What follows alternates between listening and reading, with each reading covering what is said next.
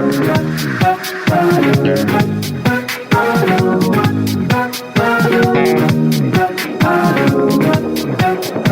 this is Carrie from Wrap Your Head Around Silks. This is the Expecting Aerialist podcast. How's it going today, guys? If you check the show notes, there's a link there to register for the free mini course by Wrap Your Head Around Silks. And there's a lot of different free resources there for you as well, so check that out. Today, I'm so excited to invite Dr. Cait Van Damm back to the podcast. We're doing a two-parter with her, inspired by our first conversation, because within that first conversation about painful sex postpartum and the pelvic floor, she shared that she struggled with an eating disorder for many, many years. And I was like, you know what? I think this is so relevant to our population. So many people, suffer from this, sometimes in silence. So I asked her to come on, and it's such a vulnerable story, and she's such a strong woman. But she tells her story, and it's amazing that she's able to really share it now and be on the other side of it. And I hope you guys get a lot out of this conversation. Let's get started. Okay, so listeners, I asked Dr. Cait to come on to do a two-parter because she mentioned when I first interviewed her that she experienced an eating disorder when she was younger.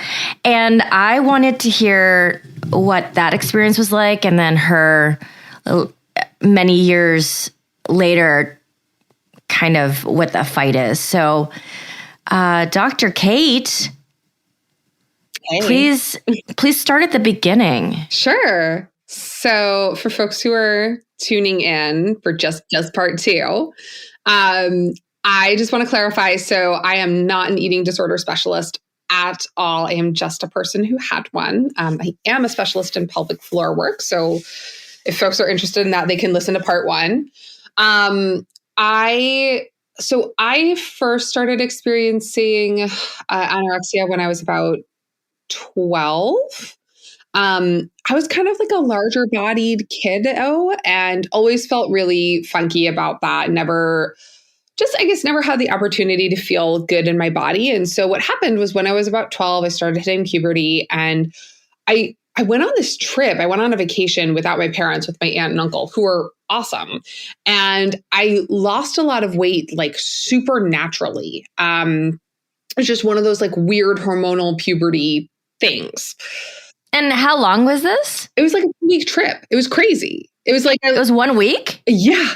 Like... Were you like in Yosemite hiking or something? No, the crazy thing was that like I was like in a car. We were like on a road trip to Canada, and I was eating ice cream and fish and chips every day, and I lost 10 pounds. It was wild. Okay. Yeah, just like who knows what was going on in my bod. But I think the other thing was that I was just like eating to hunger, which is fine. Like that's really what I've learned. Like, 21 years later, what I've learned is like, eat when you're hungry, stop when you're full. Like if only it could be that simple. Right. So, yeah. Sorry, do you feel like it's because you were on a different schedule? You weren't at home, so they just fed you when you were hungry? I think that's right. And I think also like they don't have kids. And my mom is a very like old school Italian immigrant, like feed kind of a thing.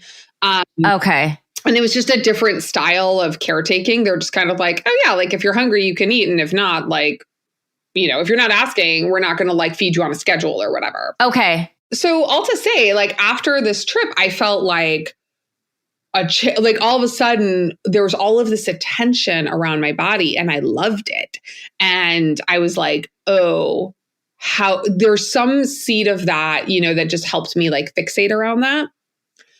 And that was kind of the start of like a pretty ugly, yucky period, where I got very uncomfortably thin. And I can go into as much detail as you'd like, but the short of the very long story is I had a pretty active eating disorder that took multiple forms until I was about 26. So I had anorexia, and then I kind of swung from anorexia to binge overeating and compulsive exercising. And then when I was in my teens, like in my high school years, I was overeating. And so then when I was in college, I had another like just traumatic trip experience, whatever.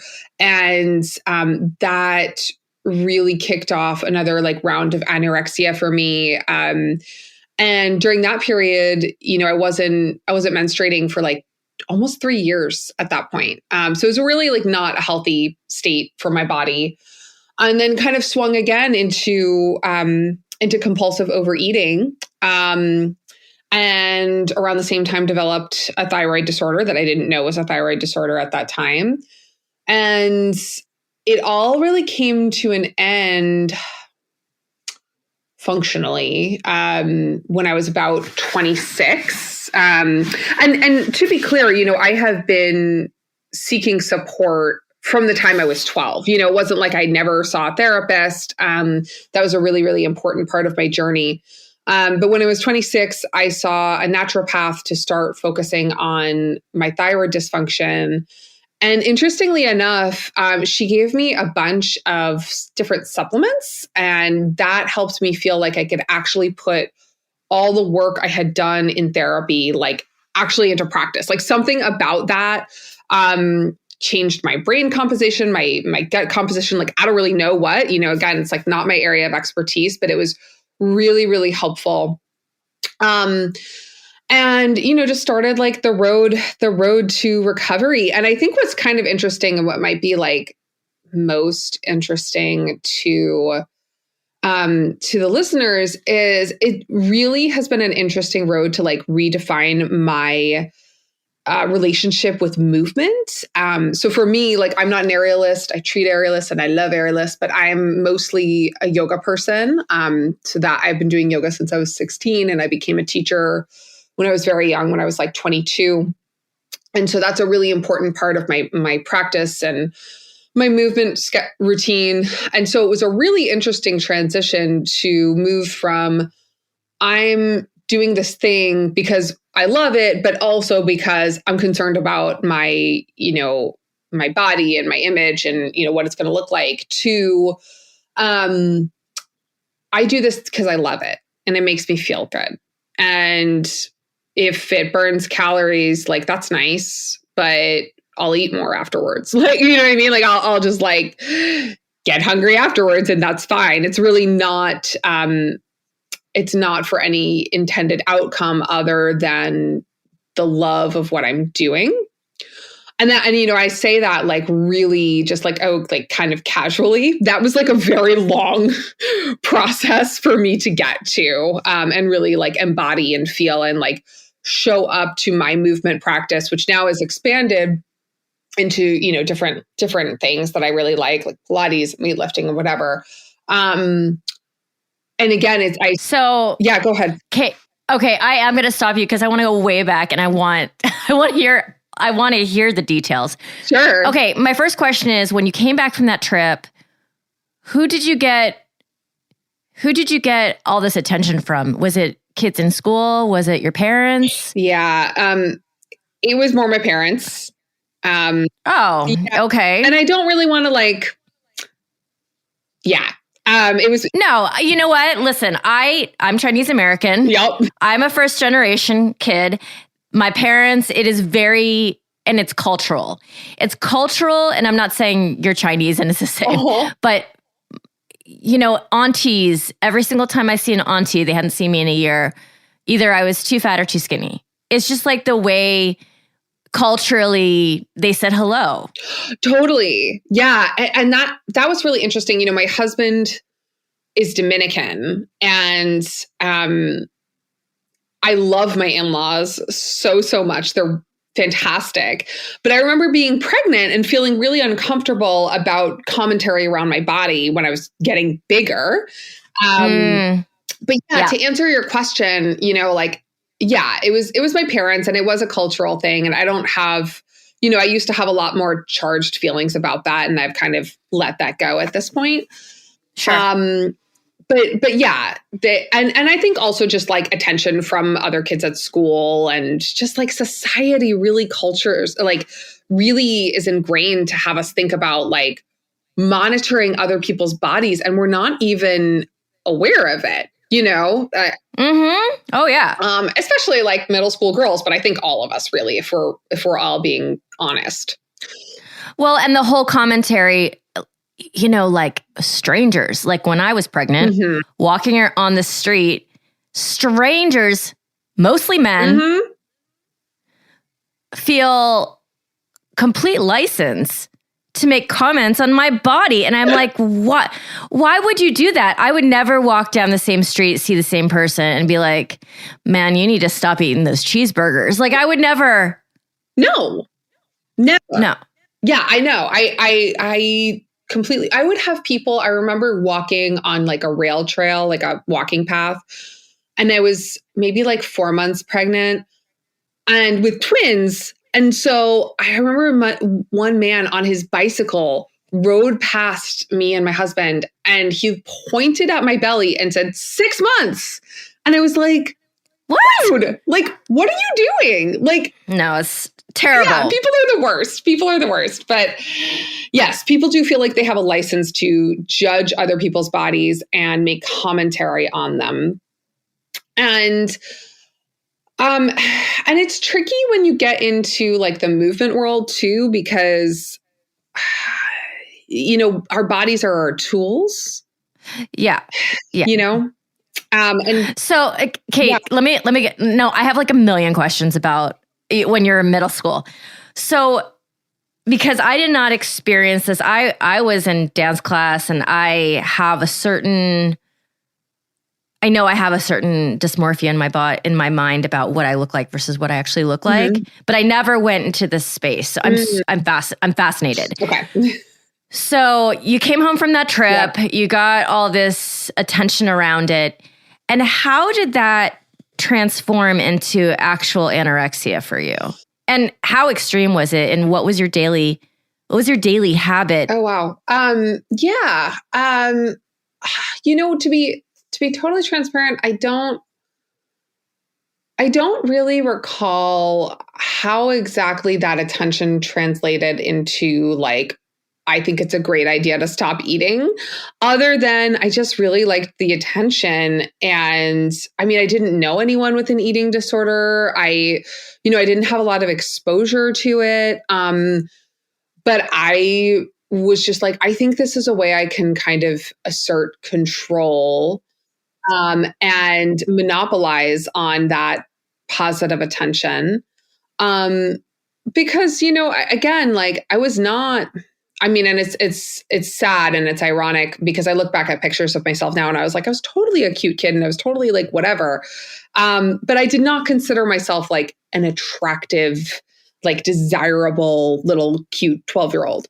So I felt like this was my way in, right? This was my way into being like, you know, cute for boys and whatever, like, and just like a worthy person. I don't know how else to say it. In terms of like, you know, the daily routine, all I can remember is just trying to minimize the intake and even like the amount of times I ate. So as much as I could avoid eating, I would. So I just like, you know, going to school, like I just wouldn't eat at school. And then I would eat like a really minimal amount in front of my parents, you know, because it's still really young. And at the time, you know, I have 3 much older siblings, so they were all out of the house at that point. So it was just me and my parents. Like there was a lot, they knew what was going on. And then, you know, it slowly becomes a pretty obsessive situation. You know, what I found out much later is that eating disorders are, you know, correlated to obsessive compulsive disorder. And while I wouldn't identify as having OCD, that makes a lot of sense to me around, you know, the obsessive thoughts that kind of come with the terrain of how many calories are in this? How many calories are in that? If I eat a hard-boiled egg at breakfast, that's 60 calories. Okay. What does that look like for the day? Like what?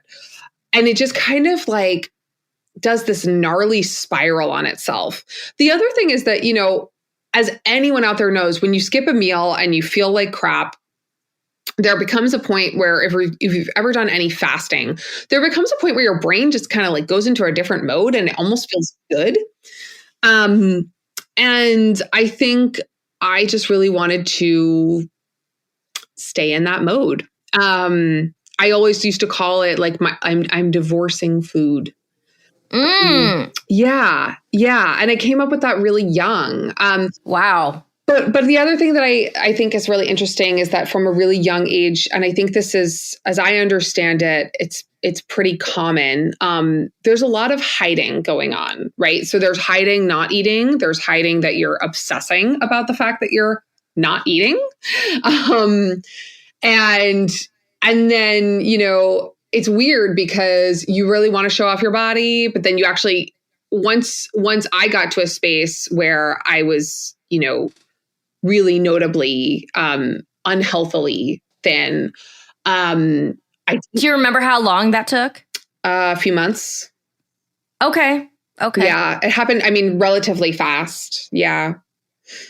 I didn't want to show off my body, right? Because you kind of want to hide that you have some kind of dysfunction going on. Yeah. So interesting. And then at what point do bells start going off for the people around you? I think trying to just put all the chronology in place. I think it was around the 6-month mark where my parents, God bless them, they actually, I don't know who they got this recommendation from, but they know, they knew there was a problem and that it needed to be addressed.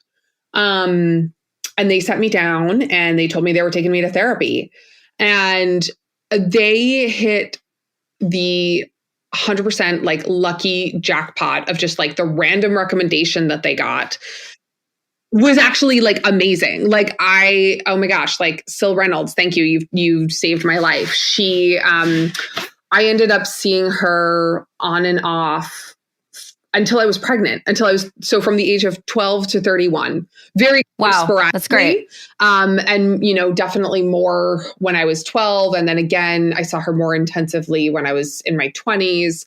But yeah, just like whenever I felt like I needed to check in or I was really struggling, like I would always just touch base with her. And she was just absolutely fantastic. She really was so helpful for me to ground and create a plan and help really get around like the psychology of why this was happening and how I could start to make peace with my body. The average length of recovery for an eating disorder takes 7 years. Mine took a lot longer.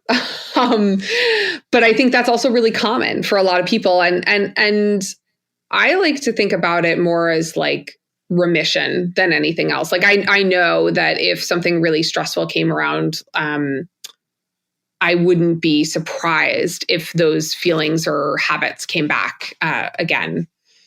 So Cait, did you get healthy before you went the other direction? And not really. No. Okay. Like healthy in the sense of like I was eating more and that was good because it was not a great situation. I was really fortunate in the sense of I never had to be hospitalized. I was taken to the doctor multiple times, but it never got to a point where, my organs were in failure or anything like that, which can happen with anorexia. And so throughout the therapy, at some point you started to say, okay, now I want to eat. Right. And then you swung the other direction. Correct. Yeah. Okay. Yeah. So what does that look like? Ooh. Like I hate to like put a hierarchy on anything, but even worse in my experience and opinion. So, I've never had a substance abuse disorder, but it feels like what I imagine a substance abuse disorder would feel like. It feels, again, like a lot of hiding. And so, compulsive overeating looks different for a lot of people, but how it looked for me was I was getting home and just like eating as much food as I could possibly eat. And anything, or did you have like I had things, nuts and like nut butters, which actually I found out is really common. Interesting. Yeah. I don't know why. Like, I just, the more I opened up to friends, people, the internet about it, I think it's like that combination of like salty, but kind of sweet. Like nut butters they're not sweet per se, but they're kind of like on that palate. Okay. I don't really know, but I know a lot of people, and myself included, would, I would eat like a pound of peanut butter every day, like no lie. Just spoon. Yep. Spoons. Wow. Yeah. Okay. It was nuts. It was not a fun time. And then you get so uncomfortably full that you just like can't, I called it like blackout full. Like you can't function. And was it coupled with throwing up as well or no? Not for me. No. Okay. No, I honestly, so I've never been able to voluntarily make myself vomit, which is ironic because I had hyperemesis when I was pregnant. So couldn't stop vomiting then. I'm really grateful that I didn't have that physical ability, because I definitely was not for lack of trying. Let me put it that way. But no, I was never able to do that. And thank God. Okay. So you're binging, and how, at least that first time, do you remember how long? The first stretch was like, it was at its worst from like 16 to 20. Okay. So it's kind of long. Kind of long time. Yeah. And then I would say around like 2021, again, like kind of the same thing happened. Like I started naturally losing weight. Maybe I got a little bit healthier, just like some transitions with college stuff. And pretty immediately like swung back into a full like anorexic. And then the same thing happened, like anorexic for a few years, compulsive overeating for a few years until I was 26. So yeah, it was a long time. It was a long time to have my brain like hijacked by just thinking about food like 90% of the time. So two thoughts in my mind, like your poor body, right? Just bouncing, going like, that ball in that video game. Yeah. And then my other thought is, I remember what I was like 16 to 30.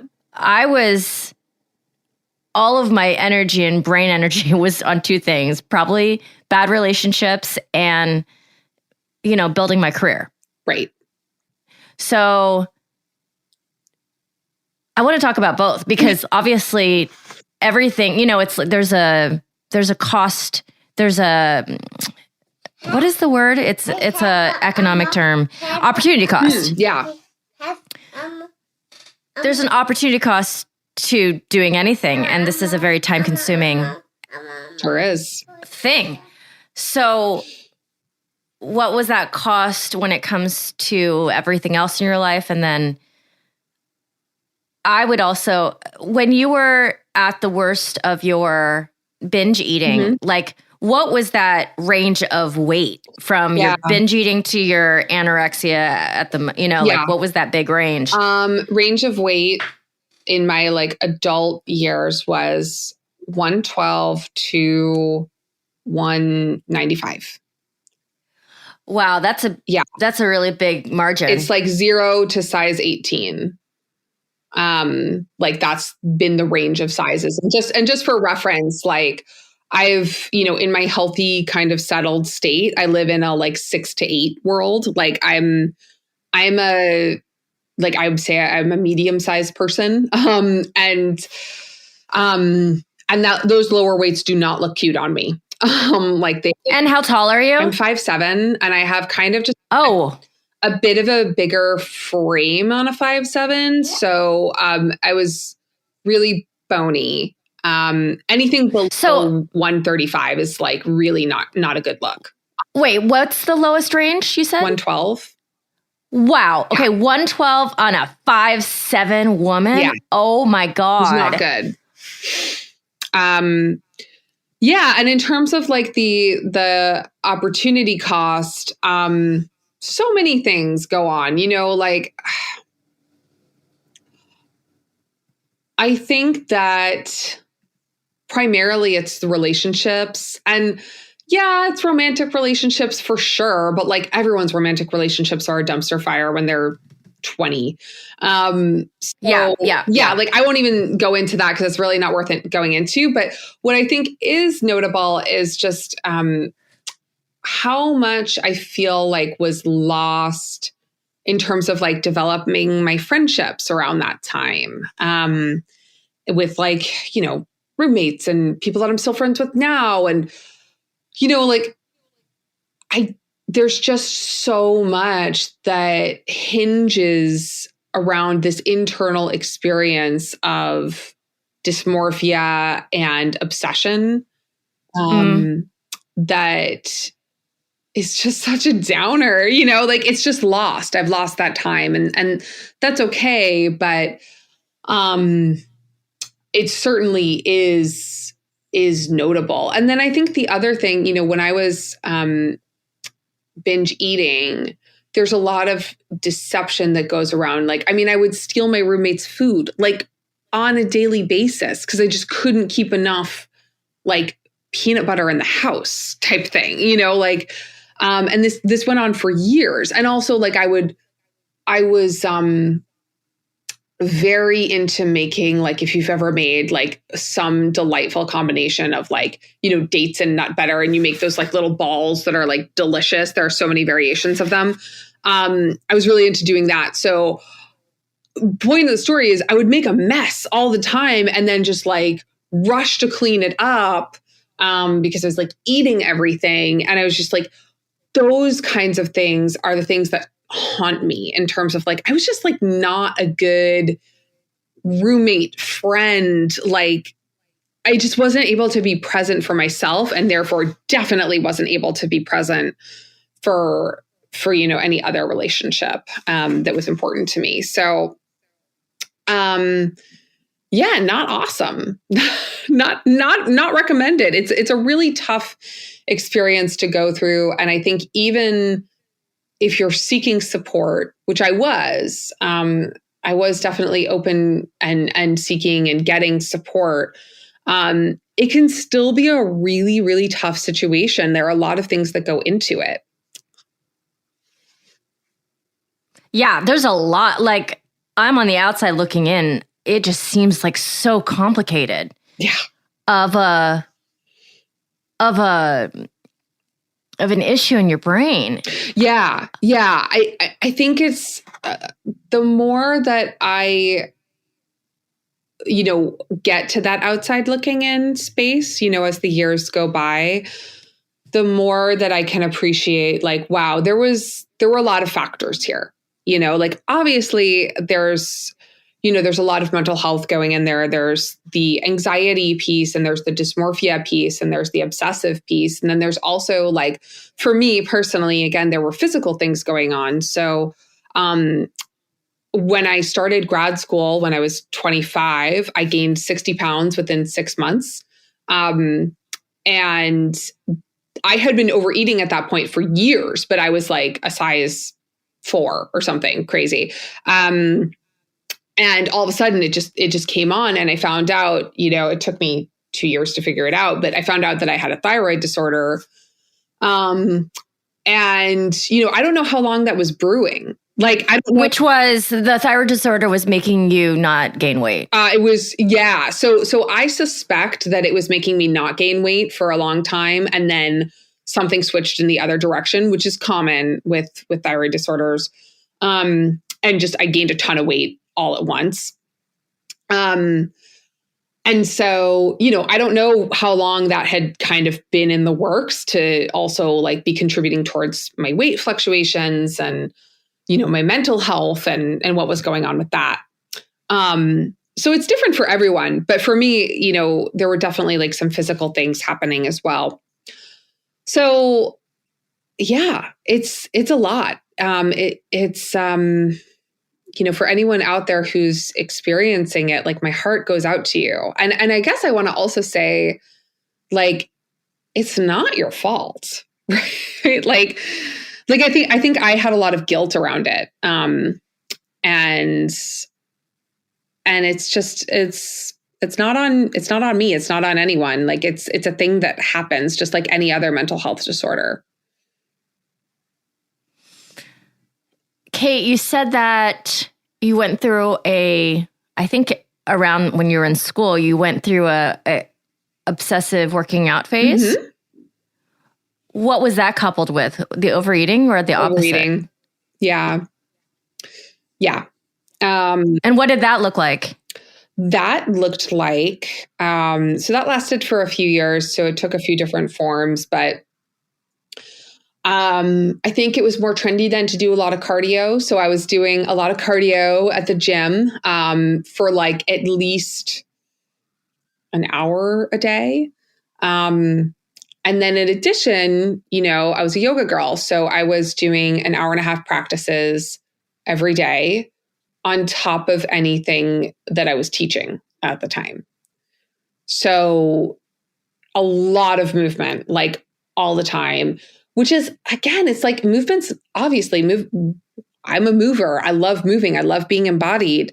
There are obviously really positive things that come out of it. It was more like the headspace I was in around that, because it felt very much like, what it looked like in real time was I wake up, I binge, I go work out. I come back maybe at like 3 p.m., I binge and I work out. Or I do a yoga practice and then I go to sleep. Like it was very, my life hinged on these habits. And just like working out because I binged, like over and over and over. It was tough. Well, and the other thing that's going through my mind, you said college or grad school. What did you say? I'm sorry. No, that's okay. That was probably like the period actually from the end of college through the start of grad school. So, which was about like a 5-year period. So, yeah. Okay. Because I was thinking to myself, how did you get your work done? Good question. Don't know. Always been very successful though. I think it's like, there's again, that like obsessive part of it where the only other thing I could focus on was my work. So it's really like the relationships that suffered the most. And also like my relationship with my family was like in the gutter, for a really long time. Cause I think I just had a lot of like resentment and feelings of like blame around it. But at a certain point you kind of got to own your own stuff. So yeah. And okay, so on the back end of this, so your recovery remission stage. Yeah. And how, especially for those people out there who are struggling with this now, like how did you do it? How long did it take? What did it take? Yeah. I think this is like honestly the most interesting part. So, one, I think it's important to just make sure that nothing else is going on. So for me, what it took was that like super rapid weight gain for me to be like, no, something's wrong. And even then it took 2 years for a doctor to be like, oh, let's do these tests. Oh, you have an autoimmune disease. And I started seeing what's called like a functional medicine physician. And they did a bunch of micronutrient testing. So, like everything from zinc to your B vitamins to vitamin D to like all of that stuff, right? And of course I was deficient in like 1,000 things because I had been just like really abusing my body for a long time. And they helped me kind of get back on track with that. And that was really helpful just from a physical perspective. And I took medication for my thyroid. That was really helpful just to kind of get those base layers stabilized. And then, like I said, I had been in therapy for a really long time. So there were a lot of things that I felt like I just couldn't utilize. And again, this might not be true for everyone, but this is just true to me. I just felt like there were a lot of things that I couldn't utilize, like this whole really simple mantra of like, eat when you're hungry, stop when you're full. Like just starting to follow your own body's cues around like trusting yourself. And that's real too, because, a lot of people, myself included, I have a really altered perception of hunger that can sometimes happen for people who have eating disorders. And that took a long time to come back for me to be like, oh, I'm hungry right now. Like, I'm going to make a snack after I chat with you. Like that can take a long time. So sometimes you have to think about other cues. So for me, like when my blood sugar was getting low, I would start to feel a headache or I'd start to feel a little bit dizzy. And that was my cue to be like, oh, even though I don't physically feel hungry in my belly, my body needs food right now. And I want to like care and respond for that. And then, similarly, when I was full, just slowing down. I think one thing that was really a game changer for me, and this sounds like so silly, but I learned to chew my food for a longer period of time and slow down how fast I ate. And that's really helpful because that helps those like satiation cues in your belly, like physically have the opportunity to work. And so I was able to give myself more opportunities to say like, oh, I'm full, like I can stop now. And then it doesn't sound crazy to me because for a completely different reason, I have IBSD. Yeah. And I taught myself at a very young age to slow down eating because I would have like my colon would just go off. Totally. Yeah. I totally skipped over the part where I developed like IBSM in my 20s. But yeah. IBSM is when you have both. Mm-hmm. Yeah. So diarrhea and constipation. Yeah. So how it looked for me, and like, remember I was eating like a pound of peanut butter every day. So like, of course my intestines were messed up. But I wouldn't have a bowel movement for like 2 days. And then the third day I would just go all day. And that was pretty much my norm for like, I don't know, 8-10 years, like not fun. But yeah, totally. Like I feel you. It's not. Oh my God, your poor gut. Yeah. Your poor gut. I know. Oh my goodness. Yeah. It's been through the war. So yeah. And then, the other thing in terms of like recovery and what worked for me was leaning more into like meditation, like restorative movements. And then again, like what was really interesting was starting to return to more like performance-based movement, or just like, yoga is not a performance sport, hopefully. But, just going after a practice and some poses that I really loved, that I wanted to do, that are fun and interesting and, take certain technique, kind of slowly coming back to that. And really just being like kind of ruthlessly honest with myself around like, am I doing this for the love of what I'm doing? Or am I doing this because I want to look a certain way? And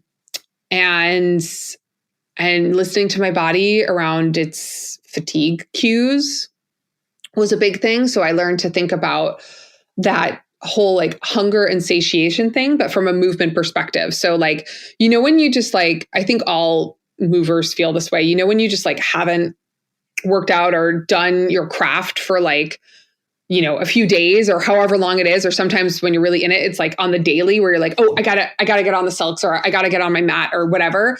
So to me, I think about that, like that's hunger. So you should satiate that hunger. You should go do it. And then, feeling of like fatigue and my body is done, like that's being full.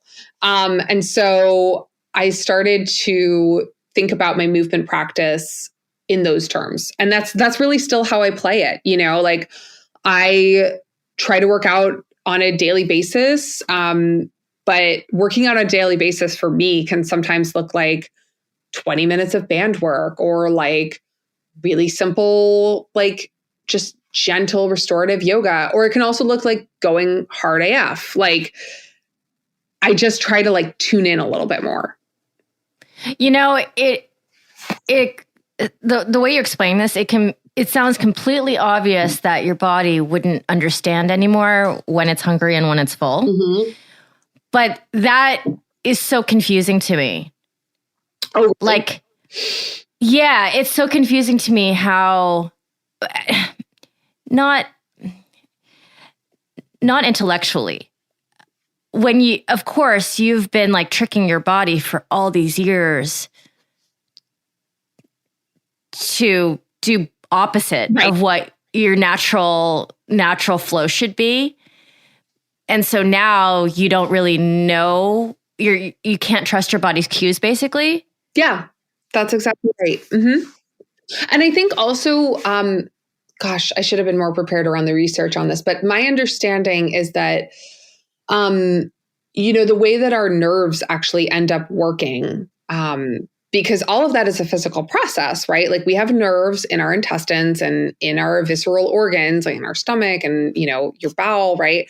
And an easy example that you might connect to is like when you have that sense of like bowel urgency, like we're, you know, just like la la la going through your day. And then it's all of a sudden like, oh my God, I have to crap right now. Right. Like that's a misfiring. That's a lot of things. It's really fast transit time, whatever. But one of the things that's going on is there's a misfiring of the nerves. Right. So my understanding of that whole like hunger, satiation, cues getting messed up is like, it's actually like your nerves are misfiring. They just like they've been so overstimulated for so long that they're just like, you know what? If you don't need us, we're good. Like we're taking a break. And so they then get like, they start underfiring. They just don't really pick up the cues because, right, like I starved myself for years. So how would they know the difference? So the fight or flight because everything's fight or flight, right? Yeah. So I am fascinated. So the fight or flight with your nerves, with your hunger and your satiation. Sorry, Bean, you can't listen to music right now because the microphone will pick it up. We're almost done. And then we're going to go to Dr. Cow because we have to go. We're going to the pediatrician after this. Amazing. Say hi, Cait. Hi. Okay. Yeah. So, oh my God, this is, it's all, I just had an aha moment, basically, because the same way, oh my God, you just explained it so well. The same way that my gut, it's not that you cannot trust your body's healthy, correct cues. Your cues are off. Exactly. So therefore, you can't trust them. Right. Like it's physically just not working. Got it. Yeah. So you have to rely on other tools and tricks to know when you have to nurse yourself. Exactly. Mama. Oh my God. Dr. Cait, I literally never put that together in my brain because I haven't spent a lot of time thinking about this topic. And I know so many dancers, but I don't know a lot of dancers who have been very open about their struggle with this. And there's no way that out of all the dancers I know who've never talked about it, that they don't have it, that they didn't go through this. There's just no way. 100%. I think it's a lot more common than we'd all like it to be. And yeah, and it is tough to talk about, you know, like I'm very open about it on a personal basis. Like I'll like talk to whoever about it. But it's been interesting, you know, even just chatting with you and knowing this will be shared, like it is a vulnerable experience for a lot of people. But I think something that maybe we should just give a few minutes to is my experience during pregnancy when I was recovered.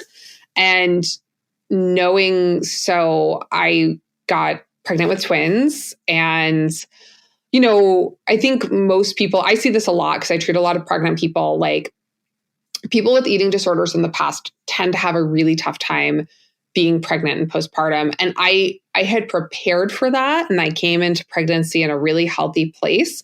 But then getting pregnant and unexpectedly, finding out that we were having twins, that was a real like kick in the pants for me.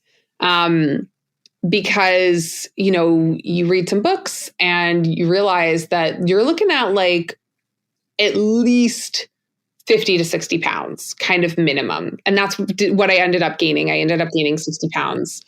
And I remember like finding out I was going to have twins and I was like, oh, I need to call my old therapist. Like, oh, we need some support because it's, like, I think even if you're in a great space, pregnancy is one of those times where like people feel such a need to comment on your body. And that really triggered a lot for me. And I needed a lot more support to be okay with the weight gain and actually know that like this is supporting my baby's health. And this is what I need to do. This is how I'm helping them. And multiples are a little bit different than singletons in terms of like, the weight gain thing. But I think for everyone, it can be a really, really tough experience. Even if you're just gaining like 20, 30 pounds with a single baby, that can still be like really tough. Oh, yeah. I mean, yeah, go ahead. I'm thinking about the head mess that is with one baby and no history of eating disorder. Right. For me. Exactly. I can't even imagine. Yeah.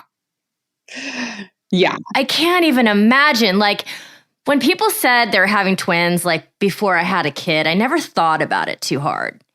And then after I had my daughter and she didn't sleep for like, she didn't want to sleep. I was like, imagine the one child going to sleep and then the other child waking up. I suffered from anxiety, postpartum anxiety, and it would have exponentially made it worse. So I cannot imagine what that was for you personally. And even listening to this and having my million questions and basically asking you to drill down deeper into it, obviously you're a brave woman and very strong now. And it's something that I can tell, it's going to help other people out there. Who knows who and who knows how many. But it is so brave and you have to be so exposed. And I'm just floored about the story. There's so much about it that I didn't understand before. You don't have to be, of course I have a lot of doctors that I call in and we talk about stuff, but you said you weren't a doctor, an expert in this, but you are in your own experience. Yeah, thanks. Yeah, and I really feel like that is at times more important for people to hear if they're going through it themselves, because it is so personal, and just hearing about it from a clinical viewpoint is not always helpful. So, or not helpful in the same way. Yeah, for sure. I think the important thing for folks, and like, again, whoever needs to hear it, right, is that you're definitely not alone. It's definitely not your fault also. And getting better takes time. So just be gentle with yourself, and it's not linear. Often when I'm working with my patients and I like draw this really funky graph that goes up and down, but eventually like keeps going up, like in the positive direction. And I think about that for eating disorders, like on a massive scale. It's just, like it's a big one and it's hard, and healing is not a linear process. So I think it's really important for folks to just be kind to yourself, Yeah. Oh my goodness. Dr. Cait, you are awesome. And thank you so much for sharing the story. It's not an easy story to share, and you're just solid as a rock. That's what it sounds like to me. Well, thank you. Yeah. I hope it's helpful to folks out there. Yeah. So this is part 2 with Dr. Cait. We went to a completely different subject because she mentioned it. I was like, that takes time to talk about. That's not a 15-minute situation. So yes. All right. Dr. Cait, we're just in time for my bean to need a new diaper, and we're going to go to the pediatrician. Good luck at the pediatrician. Have fun. Thanks so much to Dr. Cait for sharing and being with us today again. I will link her in the show notes so you guys can find her online. And if you would please honor me with a 5-star rating and review anywhere you get your podcasts, it really helps other people find this community. You can always find me on Instagram at CarrieWee1 and on Twitter at Carrie_we. I really appreciate you guys for listening. This is the Expecting Aerialist podcast.